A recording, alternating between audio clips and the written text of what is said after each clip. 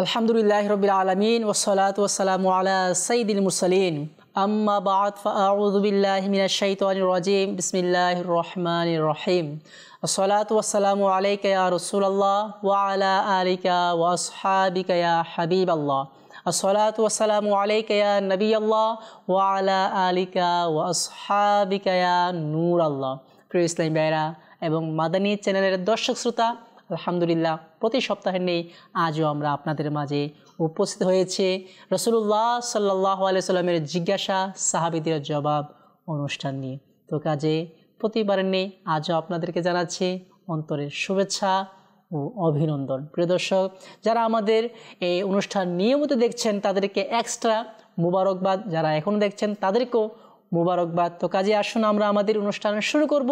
তার পূর্বে দুরূদে পাকের ফজিলত শ্রবণ করে নিই। দুরূদে পাকের অসংখ্য ফজিলত ও বরকত বিভিন্ন কিতাবের মধ্যে বর্ণিত রয়েছে।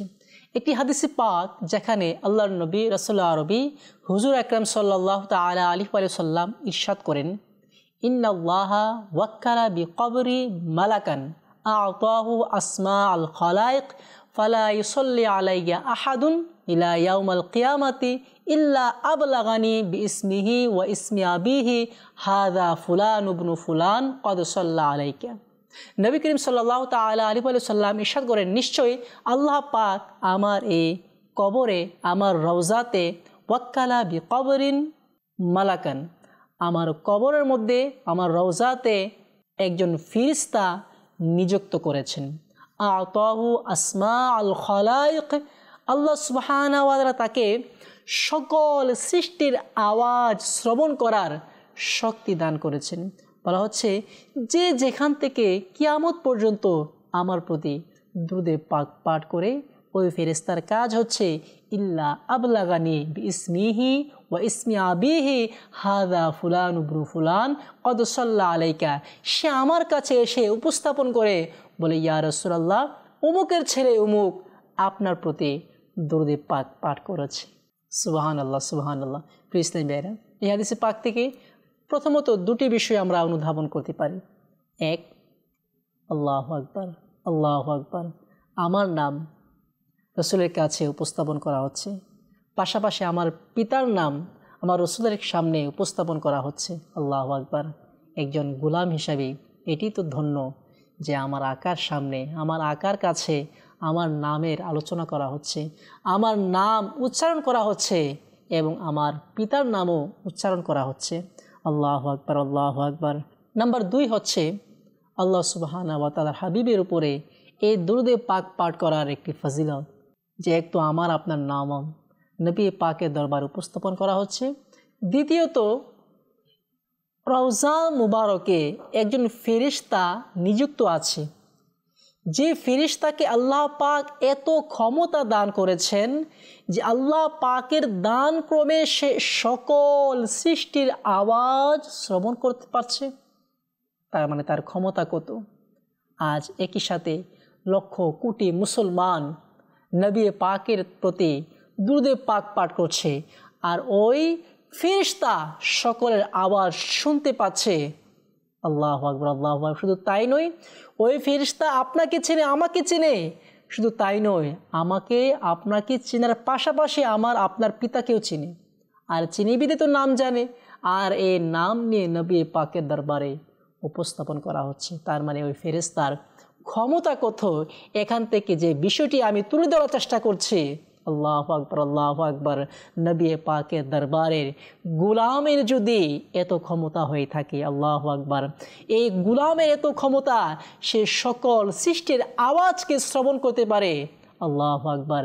আর সে দরবারের মালিক ও মুখতার যিনি, সেই দরবারে বাদশাহের কত ক্ষমতা হবে। আল্লাহু আকবার। অর্থাৎ আমার প্রিয় নবী সাল্লাল্লাহু আলাইহি সাল্লামের ক্ষমতা কতই না বিশাল হবে। আল্লাহু আকবার। আল্লাহ পাক আমাদেরকে বুঝার আমল করার তৌফিক দান করুক। সাল্লু আলাল হাবিব সাল্লাল্লাহু তাআলা আলা মুহাম্মদ সাল্লাল্লাহু তাআলা আলাইহি ওয়া সাল্লাম। প্রিয় ইসলামী ভাইরা, অনুষ্ঠান রাসূলুল্লাহ সাল্লাল্লাহু আলাইহি সাল্লামের জিজ্ঞাসা সাহাবীদের জবাব। এই অনুষ্ঠানে আসুন শুরুতে আমরা একটি হাদিসে পাক শ্রবণ করব, যেখানে প্রিয় নবী সাল্লাল্লাহু আলাইহি সাল্লাম সাহাবীদের সাথে প্রশ্নোত্তর পর্ব হয়েছে। কখনো নবী করিম সাল্লাল্লাহু আলাইহি সাল্লাম প্রশ্ন করেছে, সাহাবী উত্তর দিয়েছে, সাহাবার প্রশ্ন করেছে, নবী পাক উত্তর দিয়েছে। এ সকল সংক্রান্ত একটি হাদিসে পাক আমরা শ্রবণ করব, আর তার আলোকে আমরা আমাদের টপিক সাজাবো ইনশাআল্লাহ আজ্জা ওয়াজাল। আসুন প্রথমে আমরা সেই হাদিসে পাক শ্রবণ করে নিই। তিরমিজি শরীফের মধ্যে বর্ণিত আছে, আন্না রাজুলান ক্বাল ইয়া রাসূলুল্লাহ ইন্না শাইরুল ইসলামি ক্বাদ কাসরাত আলাইয়া ফাআখবিরনি বিশাইইন আতাশাব্বাসু বিহি ক্বাল লা ইয়াজালু লিসানুকা রাতবাম মিন যিকরিল্লাহ। এই হাদিসে পাকের অর্থ হচ্ছে, এক ব্যক্তি নবী করিম সাল্লাল্লাহু তাআলা আলাইহি ওয়া সাল্লামের কাছে উপস্থিত হলো, এসে হাজির হলো। হাজির হয়ে ইরশাদ করছে, ইয়া রাসূলুল্লাহ, ইসলামের যে নিদর্শন আছে, ইসলামের আহকাম অনেক, যেটা আমার কাছে অনেক মনে হচ্ছে। ইয়া রাসূলুল্লাহ আখবিরনি বিশাইইন, আমাকে এমন কিছু আমলের কথা বলে দেন, এমন কিছু বিষয় আমাকে অবহিত করে দেন, আতাশাব্বাসু বিহি, যেটা আমি নিজে ধারণ করব, সর্বদা আমল করতে থাকব, এমন কিছু আমাকে বলে দিন। ফাকাল, নবী করিম সাল্লাল্লাহু আলাইহি ওয়াসাল্লাম ইরশাদ করেন, লা ইয়াজালু লিসানুকা রাতবাম মিন যিকরিল্লাহ, তুমি তোমার জবানকে, তুমি তোমার মুখকে সর্বদা আল্লাহ পাকের জিকিরের মাধ্যমে তরতাজা রাখো। আল্লাহু আকবার, আল্লাহু আকবার। এই হাদিসে পাকে আল্লাহর নবী রাসূল আরবি সাল্লাল্লাহু আলাইহি সাল্লাম ওই সাহাবীকে ইরশাদ করছেন, সর্বদা তোমার জবানকে, তোমার জিহ্বাকে তুমি আল্লাহ পাকের জিকিরের মাধ্যমে তরতাজা রাখো, ব্যস্ত রাখো এই জিকিরের মাধ্যমে। প্রিয় ভাইরা, যেখানে আল্লাহর নবী রাসূল আরবি সাল্লাল্লাহু আলাইহি সাল্লাম আল্লাহ পাকের জিকিরের জন্য ইরশাদ করছেন, নসিহত করছেন, উপদেশ দিচ্ছেন, তার মানে এই জিকিরের গুরুত্বই না কতই অপরিসীম হবে। জি হ্যাঁ, আসুন আজ আমরা শ্রবণ করব আল্লাহ পাকের জিকিরের কত ফজিলত ও বরকত রয়েছে। আল্লাহ পাকের জিকিরের গুরুত্ব নিয়ে আজ আমরা আলোচনা শ্রবণ করব। সাল্লু আলাল হাবিব সাল্লাল্লাহু তাআলা আলা মুহাম্মদ সাল্লাল্লাহু তাআলা আলাইহি ওয়া আলিহি ওয়াসাল্লাম। প্রিয় ইসলামী ভাইরা, এই জিকির সম্পর্কে আল্লাহ সুবহানাহু ওয়া তাআলা কোরআনে পাকের একাধিক আয়াতে কারিমা নাজিল করেছেন। একাধিক আয়াতে কারিমার মধ্যে আল্লাহ পাক ইরশাদ করছেন, তোমরা সকাল সন্ধ্যা আমার জিকির করো, সকাল সন্ধ্যা রবের জিকির করো। আল্লাহ পাক আমাদেরকে হুকুম প্রদান করছেন। আসুন আমরা এই জিকির সম্পর্কে, আল্লাহ পাকের স্মরণ সম্পর্কে কিছু শ্রবণ করবে। তার পূর্বে আসুন আমরা জিকির এর শাব্দিক অর্থ শ্রবণ করে নিই। জি হ্যাঁ, জিকির একটি আরবি শব্দ। এই জিকির শব্দের যিকরুন শব্দের অর্থ হচ্ছে স্মরণ করা, ইয়াদ করা। পরিভাষায় এই জিকির যদি বলা হয়, জিকির বলতে সেটাই বলা হয় আল্লাহ পাকের গুণকীর্তন করা। এই জিকির যে কোনোভাবে হতে পারে, জাবানের মাধ্যমে, অর্থাৎ এই জাবান দিয়ে আল্লাহ পাকের জিকির হতে পারে, নামাজের মাধ্যমে, বিভিন্ন ইবাদতের মাধ্যমে এই জিকির হতে পারে। জিকির এর শাব্দিক অর্থ হচ্ছে স্মরণ করা। এখানে জিকির বলতে আল্লাহকে স্মরণ করা, আল্লাহ পাকের নাম জপা এখানে জিকির দ্বারা উদ্দেশ্য। আল্লাহ সুবহানাহু ওয়া তাআলা সূরা আনকাবুতের ৪৫ নং আয়াতে কারিমার মধ্যে ইরশাদ করেন, ওয়ালা যিকরুল্লাহি আকবার, অর্থাৎ অবশ্যই নিঃসন্দেহে আল্লাহর স্মরণ হচ্ছে সর্বশ্রেষ্ঠ, আল্লাহ পাকের জিকির হচ্ছে সর্বশ্রেষ্ঠ জিকির। তোমরা আমাকে স্মরণ করো, আমি তোমাদের স্মরণ করব। এখানে উলামায়ে অনেক ব্যাখ্যা করেন। তো এখানে যেহেতু আমাদের বিষয় হচ্ছে জিকির সম্পর্কে, আল্লাহ পাক ইরশাদ করছে তোমরা আমাকে স্মরণ করো, তোমরা আমার জিকির করো, আমার গুণকীর্তন করো, আমি তোমাদেরকে স্মরণ করব, তোমাদেরকে নিয়ামত বাড়িয়ে দিব, তোমাদেরকে রিজিক দান করব, তোমাদেরকে কল্যাণ দান করব। ফাযকুরুনি, তোমরা আমাকে স্মরণ করো, আমার জিকির করো। এই জিকিরের জন্য আল্লাহ পাক আমাদেরকে ইরশাদ করছেন। আল্লাহ সুবহানাহু ওয়া তাআলা সূরা আরাফ এর ২০৫ নং আয়াতে কারিমার মধ্যে ইরশাদ করেন, তোমরা জিকির করো, তোমরা স্মরণ করো, সর্বদা সকাল সন্ধ্যা আল্লাহ পাকের জিকির করো এবং তোমরা গাফিলদের অন্তর্ভুক্ত হও না। অপর আয়াতে কারিমার মধ্যে আল্লাহ সুবহানাহু ওয়া তাআলা ইরশাদ করছেন, ওয়াযকুরুল্লাহা কাসীরাল লাআল্লাকুম তুফলিহুন। তোমরা আল্লাহ পাকে অধিক স্মরণ করো, আল্লাহ পাকের অধিক জিকির করো, যেন তোমরা সফল হতে পারো, কামিয়াবি হতে পারো। আল্লাহু আকবার, আল্লাহু আকবার। আল্লাহ সুবহানাহু ওয়া তাআলা ইরশাদ করছেন, ওয়াযাকিরিনাল্লাহা কাসীরান ওয়াযাকিরাত আ'আদাল্লাহু লাহুম মাগফিরাতাও ওয়া আজরান আযীমা। আল্লাহ সুবহানাহু ওয়া তাআলা ইরশাদ করেন, জিকিরকারী পুরুষ এবং জিকিরকারী নারীদের জন্য আ'আদাল্লাহু লাহুম মাগফিরা, আল্লাহ পাক তাদের জন্য ক্ষমা নির্ধারণ করেছেন, ওয়া আজরান আযীমা, এবং মহা পুরস্কার আল্লাহ পাক আল্লাহ সুবহানাহু ওয়া তাআলা তাদের জন্য প্রস্তুত রেখেছেন। আল্লাহু আকবার, আল্লাহু আকবার। যারা জিকির করবে, এই জিকিরকারীদের জন্য আল্লাহ পাক মহান পুরস্কার, বিশাল পুরস্কার কিয়ামতের ময়দানে রেখেছেন। আল্লাহ সুবহানাহু ওয়া তাআলা আরো অপর আয়াতে কারিমার মধ্যে ইরশাদ করেন, যা সূরা আহজাবের 42 নং আয়াতের মধ্যে ইরশাদ হচ্ছে, ইয়া আইয়ুহাল্লাযীনা আমানু যকুরুল্লাহা যিকরান কাসীরা ওয়া সাব্বিহুহু বুকরাতাও ওয়া আসীলা।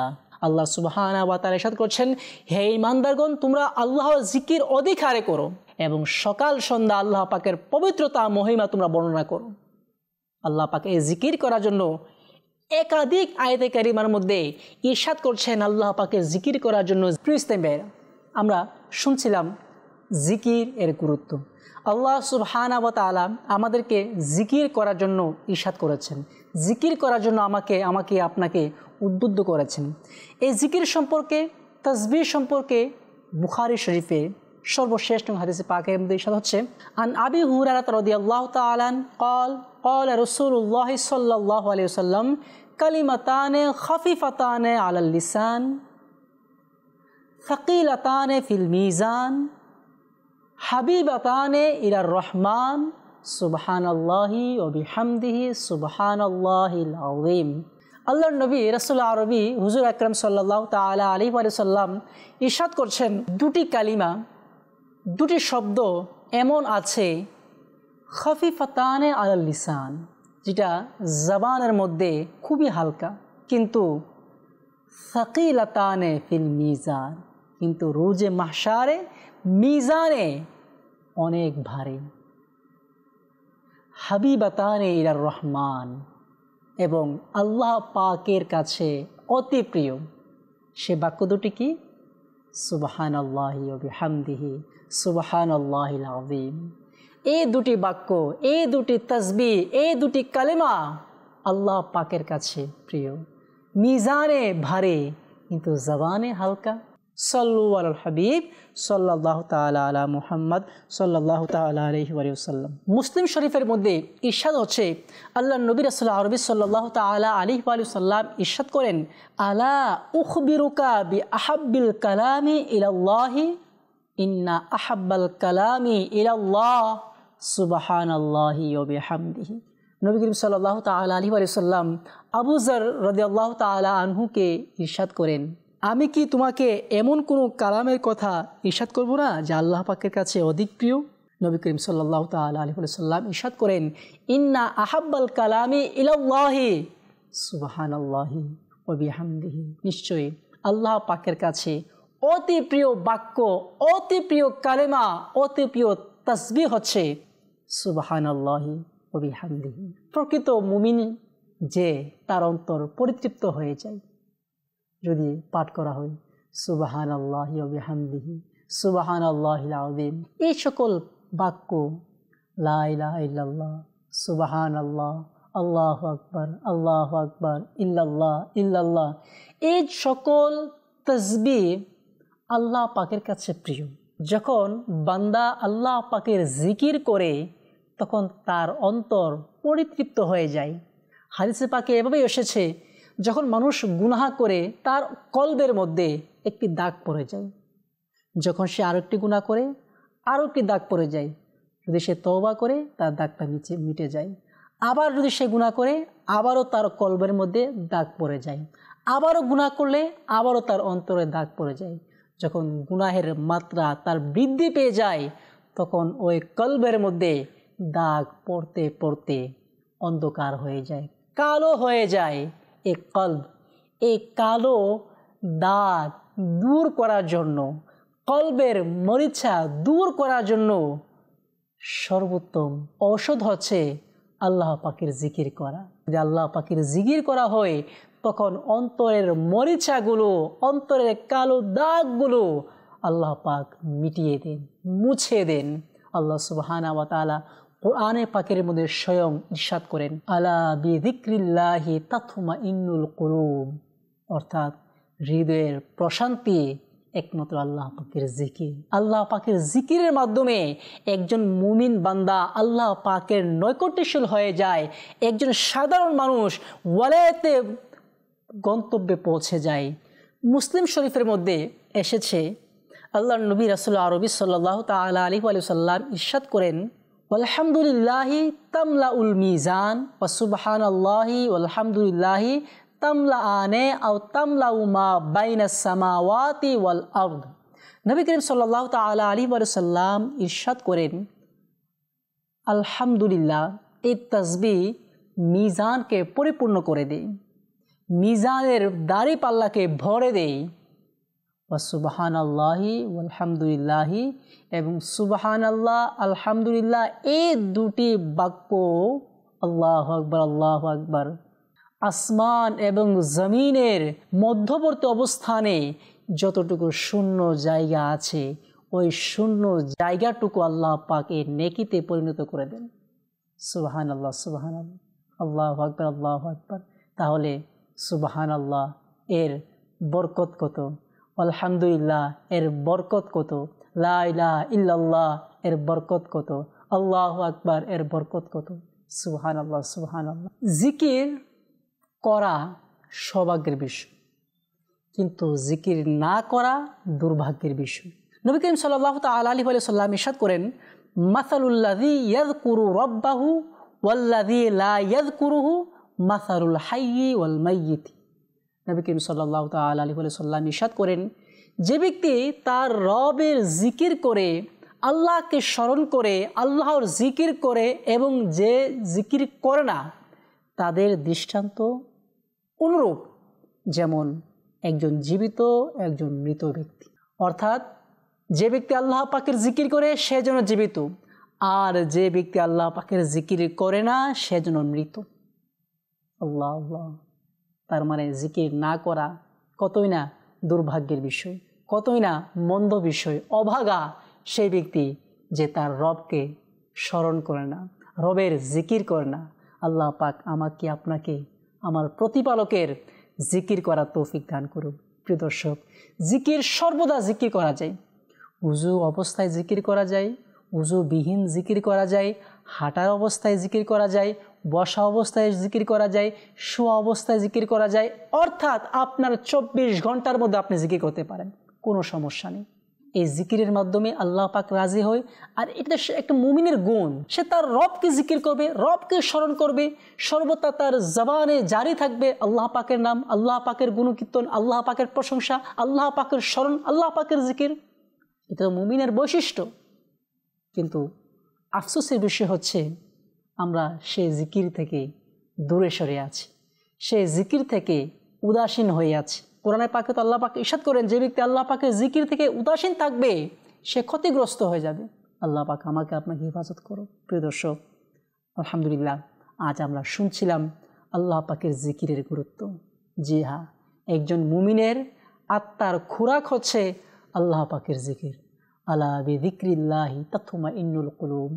হৃদয়ের প্রশান্তি হচ্ছে আল্লাহ পাকের জিকির। আল্লাহ পাক আমাদেরকে আল্লাহর জিকির করতে করতে এই দুনিয়া থেকে বিদায় নেওয়ার তৌফিক দান করুন।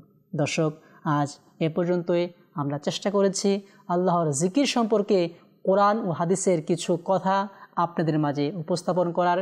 তো কাজে দূরে এবং কাছের দেশ ও প্রবাসের সকলের কাছ থেকে যারা আমাদের অনুষ্ঠান দেখছেন, আপনাদের কাছ থেকে বিদায় নিয়ে আমাদের অনুষ্ঠান আজকের মতো এখানে শেষ করছি। সকলে ভালো থাকবেন, সুস্থ থাকবেন, নিজের যত্ন নেবেন। আর হ্যাঁ, মাদানী চ্যানেল দেখতে থাকবেন। সাল্লু আলাল হাবিব সাল্লাল্লাহু তাআলা আলা মুহাম্মদ সাল্লাল্লাহু তাআলা আলাইহি ওয়া সাল্লাম।